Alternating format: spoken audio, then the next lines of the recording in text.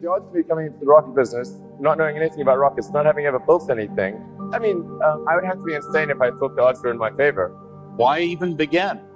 When something is important enough, you do it even if the odds are not in your favor. I gave basically both SpaceX and Tesla from the beginning a probability of less than 10% of likely to succeed. In the beginning, I wouldn't even let my friends invest because I don't want to lose their money. You know, I'd rather lose my own money.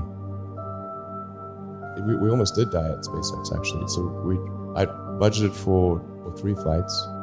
I mean, technically, I did have a plan where I had the money from PayPal. I had like about 180 million from PayPal.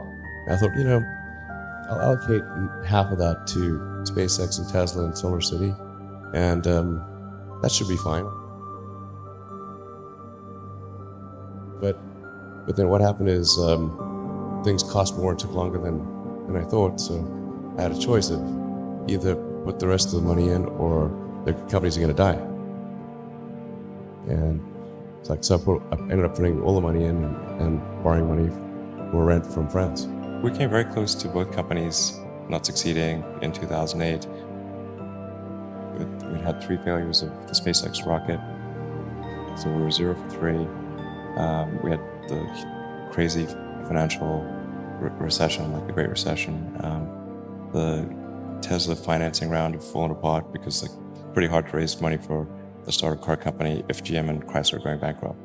If that 4th launch hadn't worked, that would have been it. We would have not had the resources to mount a 5th. You couldn't have gone on at that point. Yes, death would have been, I think, inevitable because we did not have the resources to mount a 5th launch. I tried very hard to get the right expertise in for SpaceX.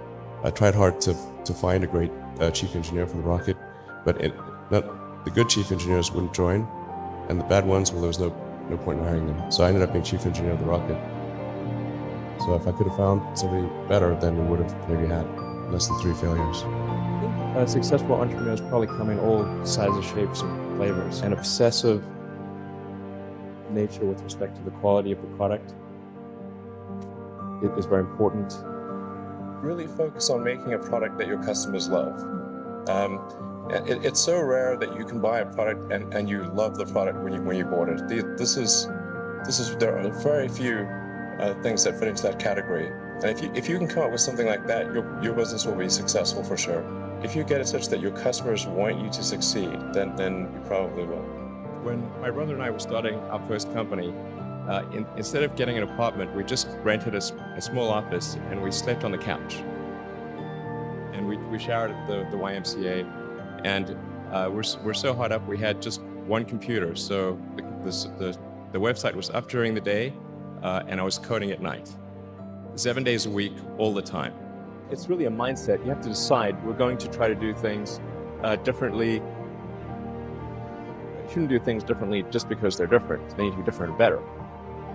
But I think you just have to sort of decide, let's think beyond the normal stuff and have an environment where that sort of thinking is encouraged and rewarded, and where it's okay to fail as well. Because when you try new things, you try this idea, that idea, well, a large number of them are not going to work.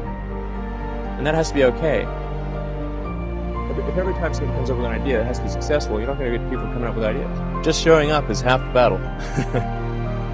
You got to try hard to do it, and don't be afraid of failure. You also need to be rooted in reality. So you shouldn't, it's easy to get high in your own supply. You've got to not be afraid to innovate, but also don't delude yourself into thinking something's working when it's not. Or you're going to get fixated on a bad solution. Yeah, don't be afraid of new arenas. You can get a book, you can learn something, and experiment with your hands and make it happen. Find a way or make a way to get something done. Even if you're the best, there's always a chance of failure. So I think it's important that you really like whatever you're doing. If you don't like it, life is too short. I seem to have a high innate drive, and that's been true even since I was a little kid. I really had a very strong drive.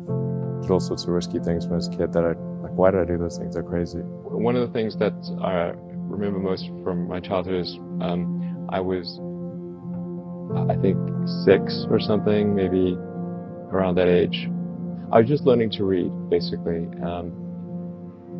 And I was grounded one afternoon and prevented from going to play with my cousins who lived on the other side of town. And I disagreed with this, so I escaped from my nanny and walked across town.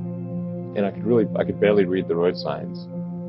So, I mean, in retrospect, this was obviously a very foolish thing to do because something terrible could have happened to me. I could have been kidnapped or run over or something like that. But I was so determined to go play with my cousins that I basically walked clear across the city, the capital city. My mom got really freaked out because she saw me, just as I was getting to my cousin's house, she saw me walking along the sidewalk and flipped out because she didn't know how I got there. Then I saw her and I ran and climbed up a tree, and I wouldn't come down until they promised they wouldn't punish me and that I could play with my cousins. I think my sort of drive to get it done is somewhat disconnected from hope, enthusiasm, or anything else. I actually just don't care about hope or enthusiasm, motivation. I just give it everything I've got, irrespective of what the circumstances may be.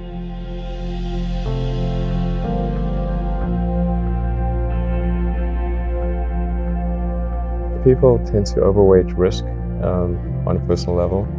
It's one thing if you've got, a mortgage to pay and kids to support, and that if you were to deviate from your job, that, well, how are you going to feed your family and pay the rent? And okay, that's understandable. But let's say you're young and you're just coming out of college or coming out of high school or whatever. What do you risk? You're not going to starve. I mean, it's really certainly not in any kind of modern economy. It's so easy to earn enough money just to live somewhere, and it's very easy to do. So I don't know what are they afraid of? They're mostly afraid of failure, I think, But people should be less risk averse when there's not much at risk.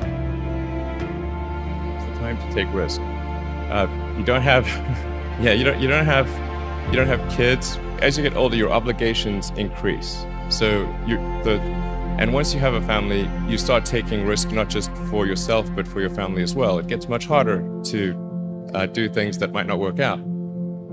So now is the time to do that before you have those obligations. So I would encourage you to take risks now. Do something bold. You won't regret it.